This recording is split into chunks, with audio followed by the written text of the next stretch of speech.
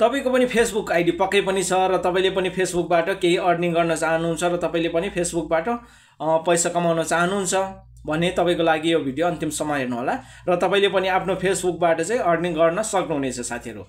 र तपाईले पनि प्रोफेसनल ड्याशबोर्डलाई अन गर्नु भएको छ कि छैन, यदि तपाईले फेसबुकको प्रोफेसनल ड्याशबोर्डलाई अन गर्नु भएको छैन भने प्रोफेसनल ड्याशबोर्ड कसरी अन गर्ने भन्ने बारेमा म यो भिडियो बनाउँदै छु र तपाईले सबैभन्दा पहिला चाहिँ तपाईले फेसबुकमा अर्निङ गर्नुभन्दा पहिला चाहिँ तपाईले चाहिँ प्रोफेसनल ड्याशबोर्डलाई चाहिँ अन गर्नुपर्ने हुन्छ है त साथीहरु।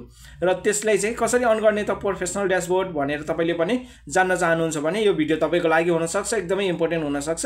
तपाईले भिडियोलाई अन्तिमसम्म हेरेर तपाईले पनि आफ्नो फेसबुकको प्रोफेसनल ड्याशबोर्डलाई चाहिँ अन गर्नु होला है त साथीहरु।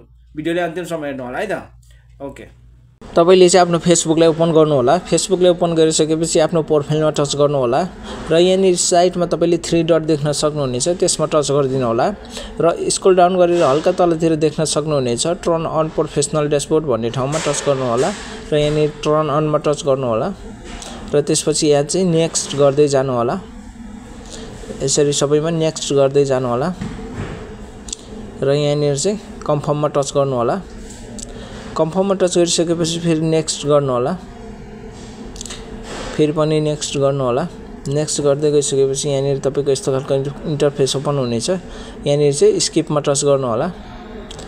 स्किपमा टच गरिसकेपछि यहाँ चाहिँ गो टु द प्रोफेसनल ड्याशबोर्डमा टच गर्नु होला र यति गरिसकेपछि तपाईको चाहिँ प्रोफेसनल ड्याशबोर्ड चाहिँ अन भइसकेको छ। तपाई चाहिँ अब ब्याक गएर चाहिँ तपाईले ब्याक जानु होला। ब्याक गइसकेपछि चाहिँ तपाईले चाहिँ रिफ्रेश गर्नुपर्ने हुन्छ। रिफ्रेश गर्नु होला। रिफ्रेश गरिसकेपछि चाहिँ यहाँनिर तपाईको प्रोफेसनल ड्याशबोर्ड अन भइसकेको छ। यसरी नै गर्न सक्नुहुनेछ है त साथीहरु। ओके।